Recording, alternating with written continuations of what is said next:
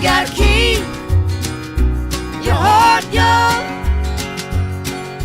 Don't go growing old before your Alright, I'm time going to is move on done. now to kind of doing actually my foundation, my face, my skin. So what I always start with and what I recommend you starting with is a moisturizer before you do anything else. A moisturizer is going to get your skin ready to receive it plumps it up, it makes it ready to receive and glide on the foundation really well.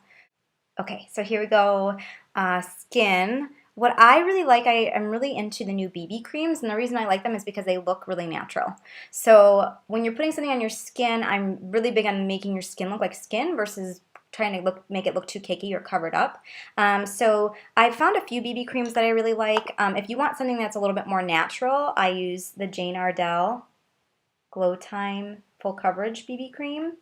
I also really like, if you want something that's a little bit more sheer in coverage and the price point might be a little lower, I like the Maybelline BB cream actually too. But today I'm going to use the Jane Ardell because that's what I like to use on an everyday basis. And you can apply that a few different ways. I really like, the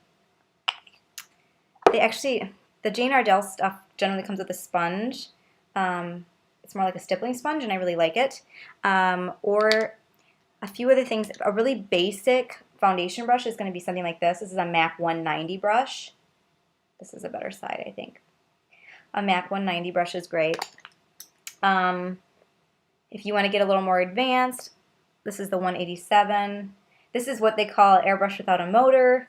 It really puts the product in and melts it into the skin without it looking, cakey. And you really don't want to use your fingers a whole lot when you're applying foundation. You want to kind of keep the oils from your fingers off of this main part of your skin. I'm just going to mix that and see. So the main parts you want to focus on when you're putting on your foundation is really here. So basically the T-zone, this is where we get the most red. So it doesn't need to be a mask all the way around your face. Concentrate on the area that needs help with the discoloration the most, and then we'll move forward from there, okay? Now I'm going to go ahead and start.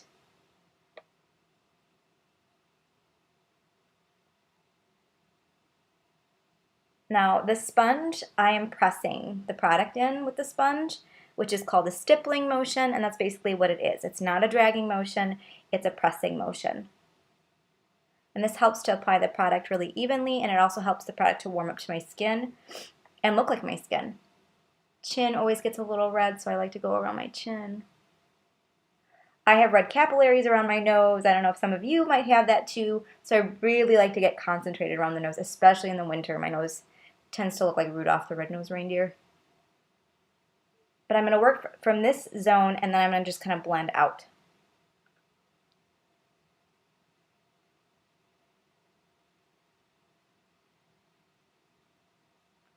Got lots of freckles up in here that I like to kind of, I wouldn't say I like to cover them, but I definitely like to make them more cohesive with the rest of my skin. And then you can take that excess and kind of blend outward. Or if there's areas where you feel like you have a few more blemishes, like I have a few right here, I'm going to just kind of keep tapping that foundation over just so I get a little more coverage.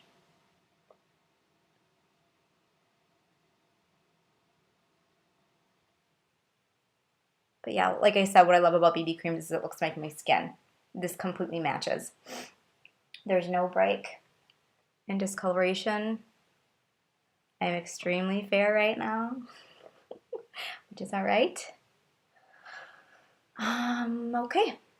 So the next thing that I do is like to brighten up underneath my eyes, so I use concealer. Do you see how already, by taking the foundation, it already brightened it up under there anyway? It kind of cleaned up the eyeshadow that probably was left underneath there. It really finishes it. So this right here, and actually it looks like this. It's got the cap on it. This is also Jane Ardell, and it's called Circle Delete. It's a corrective concealer made for underneath the eyes. It smells a little bit like cucumber. I think they put some sort of cucumber extract to help with puffiness. When you see any sort of concealer like in a two tones like this, and one is looking like really peachy, pinky, and the other one's more of like a light brightener, it's basically color correcting. So dark circles carry more of almost a blue or a plum shade. So peaches and pinks will counteract or cut the darkness. So it's just color correcting. So I'm going to use, I'm sorry, this is very used. I use it every day. I got dark circles. So go ahead and tap that on. You can already see how it's just completely taking out the dark circles. For you that are more concerned about hurting your skin, you can use your ring finger. It's a little bit more gentle than the index finger. Go right underneath there, see the difference?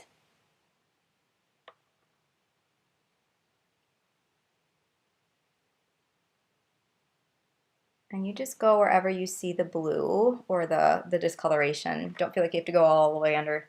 I always do, but I got a lot of dark circles. And see how I got little veins under there too that I like to kind of cover up. And I'm doing, again, a tapping motion. I'm trying to melt the product into my skin. Okay.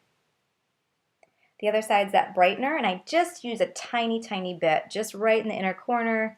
It never hurts to do a little brightening in the inner corner of the eye. We all want to look really bright-eyed and bushy-tailed, so at least I do. I don't know. It really brightens it up. All right. So it's the concealer right there. Now, depending on the type of skin that you have, maybe even the time of year, because when we're hitting into fall, winter, and it gets colder outside and we start turning the heat on, my skin gets a little more dry. In the spring, summer, where it starts to warm up and get more humid, obviously I like to wear a powder because of the oily T-zone. A powder that I really like is by MAC. It's Prep and Prime Translucent Loose Powder. It actually looks white. So it works for all skin tones. It doesn't matter what kind of skin tone you have. What I like about this powder is a few things. Because of the way it's designed and made, it actually blurs lines and kind of blurs out imperfections. So if you have larger pores, fine lines, things like that, it's going to help diffuse that. What I also love is that it will set my concealer underneath my eyes without looking cakey. So usually if we put powder underneath the eye, it can make it look a little dry and kind of like, you know, crocodile-y. So you want to make sure you avoid that. But this is so fantastic for going right underneath the eye. And I'm just going to I just have a brush, a 239 brush that's clean, so I'll just use that. But I'm just going to tap it on right underneath here to make sure it sets all of that powder so it doesn't crease up or go anywhere. Again, if you have more oily skin, go ahead and use it all over the face, the T-zone, everywhere.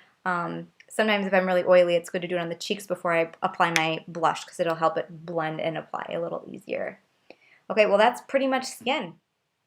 Thank you so much for watching the demo on skin. In the next few weeks, I'll also be going over cheek color shades and placement, and then I'll also be doing a lip tutorial.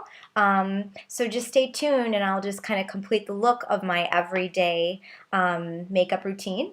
If you wouldn't mind commenting or asking questions below, I'll get back to you soon, and I can't wait to see you right here in a couple of weeks. Thanks a lot. Bye. And keep your heart young. Don't go growing low before your time.